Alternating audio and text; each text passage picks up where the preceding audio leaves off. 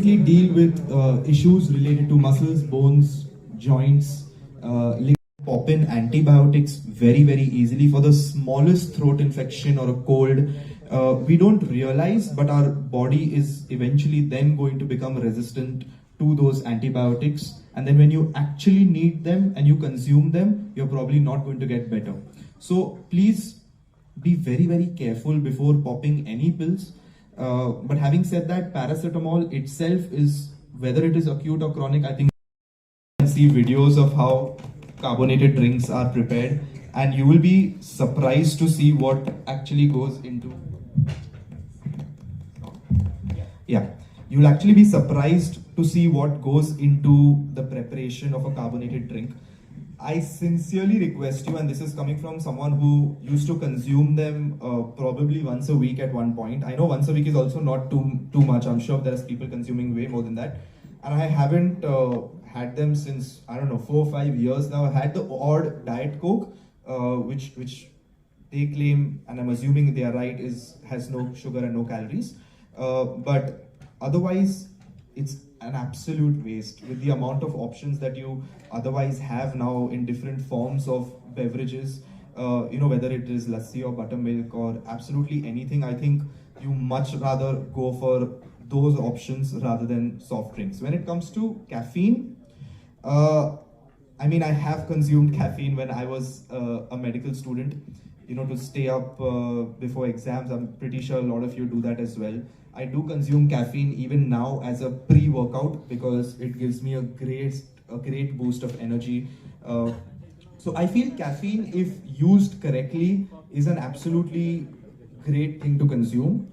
However, you need to watch your intake. The moment you start crossing 300-400 milligrams of caffeine per day, which is roughly around 3 to 4 cups of coffee, that's when you're starting to let it affect your body. It can have a very serious impact in the long term, whether it is for your dental health, whether it is for your brain health. So caffeine is something, if I feel a lot of people say avoid karo completely, I feel agar aap din mein 1 cup pee rahe ho, 2 cup pee rahe ho, it is still okay. I don't think it is that wrong to consume caffeine. Again, the issue comes in is when you have your coffee with sugar. Now, I don't know how many of you enjoy black coffee without sugar. It tastes quite average, but it takes getting used to. Without sugar and without milk, that is. So if you are okay with black coffee, that's a completely separate thing. If you are taking 2 to 3 cups of coffee, you need to be a little careful. If you're adding sugar in them, you need to be a lot more careful.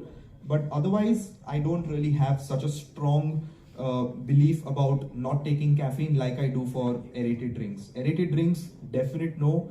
Coffee, 1 to 2 cups a day, still okay, and try and avoid sugar when you take that coffee.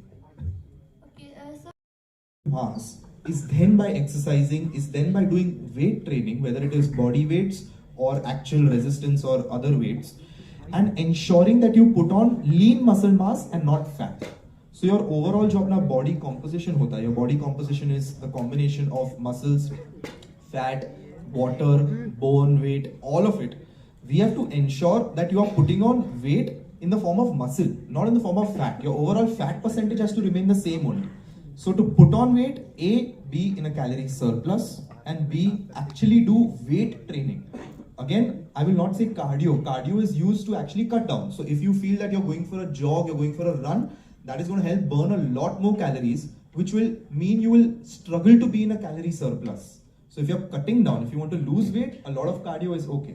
But when you want to bulk, you actually want to put on muscle, you may have to control on the cardio and lift heavier weights to ensure that your muscle bulk is increasing, and that muscle bulk is resulting in your overall body weight increasing, apart from the fact that you are on a calorie surplus. So yeah, that's the way you go about it. Thank you, sir. Actually overthinking scenarios, overthinking things, trying to structure a particular path from part A to part B to part C. And it has never been that case. And I've had to face those obstacles. I've had to adapt. I've had to embrace life in a particular way and navigate through those obstacles to eventually get to part B and part C. So I'm not saying don't have goals. I'm saying don't overanalyze about the journey, because there'll be certain factors that are not in your control.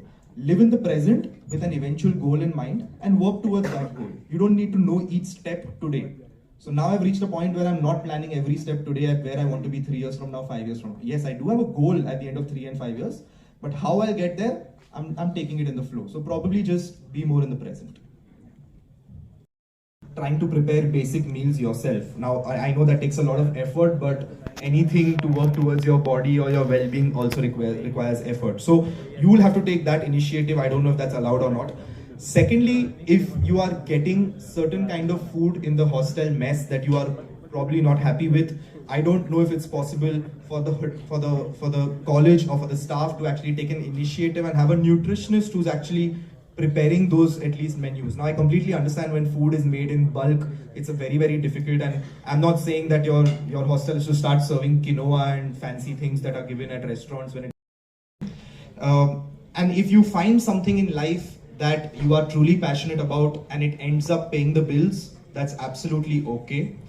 But my take on it is that if your passion and your profession are two different things, it is still okay. If you have a job that you enjoy and you like doing, but you're not passionate about, it's still okay.